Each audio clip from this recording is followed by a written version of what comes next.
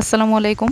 Lily 7 এর নতুন আরও একটি ভিডিওতে সকলকে স্বাগত জানাচ্ছি। আমি লিলি। আজকে আপনাদের সাথে বরাবরের মতোই শেয়ার করব হচ্ছে কাটিংয়ের ভিডিও। মূলত এটা কাটিং না, সরি, এটা হচ্ছে স্টিচিংয়ের একটা ভিডিও। আমার লিলি 7 এটা নির্দিষ্ট কোনো ভিডিওর চ্যানেল না। এখানে আমি আমার উদ্যোগের যে কাজগুলো করে থাকি রেগুলার অ্যাজ ইউজুয়াল, আমার উদ্যোগের যে ছোট কাজগুলো হয়ে থাকে, যেহেতু আমি সংসার বাচ্চা সব কিছু সামলিয়ে ছোট একটু বিজনেস করি, সেই কাজটা আমি যেভাবে ম্যানেজ করে থাকি বা ওই কাজটা করে বাকি যে কাজগুলো আমি করি কিভাবে সেটা করি তারই ছোট ক্লিপ আপনাদের সাথে শেয়ার করি। যারা আমার পুরান ভিউয়ার্স আছেন তারা তো ইতিমধ্যে জানেন, আর যারা জানেন না, যারা নতুন, তাদের কাছে যদি মনে হয় যে না আপনি আমার চ্যানেল থেকে কিছু জানতে পারবেন, আপনার কাজ করার জন্য একটু হলেও অনুপ্রেরণা আমার ভিডিওগুলি আপনাকে দিবে, তাদের কাছে রিকোয়েস্ট করব প্লিজ চ্যানেলটা সাবস্ক্রাইব করবেন, বেশি বেশি করে শেয়ার করবেন এবং আপনার উপস্থিতি আমাকে জানানোর জন্য বা আপনার মন্তব্য আমার পর্যন্ত আসার জন্য অবশ্যই কমেন্ট করবেন। তো যাই হোক, এখন যে কাজটা করতেছিলাম এটা হচ্ছে একটা কামিজ আমি কিছুটা সেলাই করেছি। সাধারণত টেইলারিং এর কাজে যে কাজটা হয় যে আমরা একটা মাপে সময় লাগে, তারপর বডি ফিটিংস করার জন্য মানে আমাদের একদম অ্যাকুরেট যে মাপটা আছে সেটা ফিটিং করার জন্য সাধারণত ফিতা দিয়ে দুপাশে মেপে নিই। তো মেপে নেওয়ার পরে দেখা যায় যে আমরা যদি এক পক্ষ থেকে সেটাকে মাপি, মানে এক পাশ দিয়ে ধরে যদি সেটাকে মাপতে হয় তাহলে কিন্তু আমাদের মানে ঘুরে যাবে, জামাটা ঘুরতে থাকবে, এই পাশে একটু বেশি হবে ওই পাশে একটু কম হবে। তার জন্য কি করতে হয়, একদম মাঝ বরাবর ফিটিংসের মাপটা নিতে হয়। মাঝ বরাবর নেওয়া মানে হচ্ছে আপনার বডি যদি 40 হয় বা আপনার বডি ধরেন 34 হয়েছে, তো এই পাশ থেকেও আমার 1 ইঞ্চি বেশি নিতে হবে, এই পাশ থেকেও 1 ইঞ্চি বেশি নিতে হবে। যে কোনো এক পাশে যদি আমার বেশি হয়ে যায় বা আমি যে কোনো এক পাশে যদি একটু কাপড় কেটে ছেটে নিই তাহলে কিন্তু সেটা হচ্ছে না, ঠিক আছে।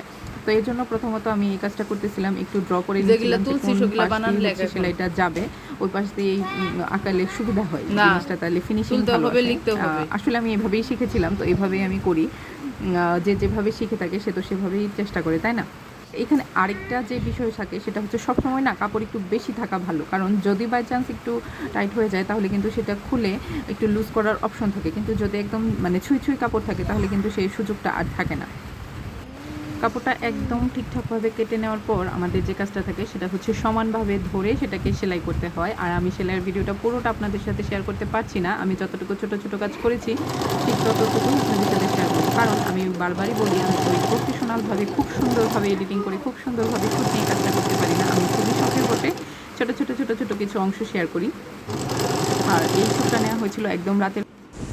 এখন বলি, ইতিমধ্যে অনেকে আমাকে ফোন করছেন, কারণ যেহেতু ডেসক্রিপশনে আমার পেজ লিঙ্ক সব কিছুই বৃত্তান্ত দেওয়া থাকে, সেখান থেকে ফোন করছেন বা অনেকে হোয়াটসঅ্যাপে নক দিচ্ছেন, অনেকে কমেন্ট করতেছেন, অনেকে পেজে প্রোফাইলে সব জায়গায় মেসেজ দিচ্ছেন যে আপু আমি কাজ পারি, আমাকে কি কাজ দেওয়া যাবে, আপু আমি কাজ শুরু করতে চাই, আমি কিভাবে শুরু করব, আমি কিভাবে কি করব।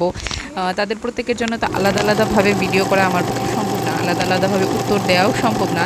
যাদের সাথে ফোন আলাপ হয়েছে তো ফোন আলাপে সেটা শেষ হয়েছে, আর যাদের সাথে সেটা সম্ভব হয়নি তাদের জন্য বলছি যে আমি তো কখনো বলিনি আমার ভিডিওতে যে আমি সবাইকে কাজ দিচ্ছি বা আমার কাজ দেওয়া প্রয়োজন। যদি আমার এরকম প্রয়োজন হয় যে আমার কর্মীর দরকার হবে, সেটা আমার অনলাইন থেকে নিতে হবে, আমার প্ল্যাটফর্ম থেকে নিতে হবে, তো তখন অবশ্যই আমি কোনো পোস্ট আকারে বা ভিডিও আকারে সেটা দিব। কিন্তু এখন আমি যে কাজটা করি সেটা হচ্ছে আমার কাজটুকু আমি যতটুকু পারি, যতটুকু আমি করি, সেটা কিন্তু শুধুমাত্র আমার পেজে, আমার চ্যানেলে আমি একটু করে শেয়ার করি, যাতে আপনারা ইন্সপায়ারেশন হন, যারা কাজ করতে চান তাদের মনে হয় যে না আমি কাজ শুরু করতে পারি। কিন্তু এরকমটা যদি আপনারা মনে করেন যে না আমি আপুকে নক দিলে আপু আমাকে কাজ দিবে, আপুর তো বেশ রানিং বিজনেস, আপু কেন দিবে না, আমি একটু বলি, এরকমটা আসলে কি হয় কখনো বলেন? আপনার ক্ষেত্রেও কি সেটা সম্ভব হবে কখনো? আসলে কিন্তু সম্ভব হবে না। তো যার জায়গা থেকে একটু ভেবে দেখবেন যে আমি যে কাজটা করতেছি সেটা আমার জন্য, আপনি যে কাজটা করতেছেন সেটা আপনার জন্য। আর যারা এটা শুরু করতে চাচ্ছেন তাদেরকে সবসময় ওয়েলকাম জানাই, অবশ্যই শুরু করবেন, কাজ শুরু করা দিয়েই কথা। সাহস নিয়ে শুরু করলে সেটা কিন্তু একটা সময় এসে অবশ্যই মানে আল্লাহ যদি চায় সেটা সফলভাবে শেষ হয়। এদিকে সেলাই করতে আমার ববিনের প্রায় সুতা শেষ হয়ে গেছিলো, সেটাকে আবার ঘুরিয়ে নিচ্ছিলাম। তো এটাও যেহেতু একটু ইজি ছিল ভাবলাম যে এটার একটা ক্লিপ নিয়ে নেই। আর এই মেশিনে মানে সিঙ্গার ইলেকট্রিক যে মেশিনটা আছে এটাতে কিন্তু এটা খুবই একটা সুবিধা, তার জন্য আমার খুবই ভালো লাগে। পা মেশিনগুলোতে কিন্তু এটা অতটা ভালোভাবে হয় না, মানে আমি পারি না, তার জন্য মনে হয়। আর আরেকটা টিপস এখানে আমি দিই যে আমি যখন এই মেশিনটা সিঙ্গার যে ইলেকট্রিক মেশিনটা সেটা নিচ্ছিলাম তখন আমাকে বলা হয়েছিল যে এটাতে একদমই তেল দিতে হয় না, এটাতে হচ্ছে সুই চেঞ্জ করার কোনো প্রয়োজন নেই, এই সুই দিয়েই সব ধরনের সেলাই হয়ে যায়। তো এই থিঙ্কিংয়ে আমার প্রায় 1 বছরের মতো নানা ধরনের ডিস্টার্ব এই মেশিনে হয়েছিল। তো পরবর্তীতে যখন আমি এটা সুইটা একটু চেঞ্জ করে নিয়েছিলাম তখন কিন্তু আর সমস্যা হয়নি। তো ভালো থাকবেন সবাই, শীঘ্রই চলে আসবো নতুন আরও একটি ভিডিও নিয়ে। আল্লাহ।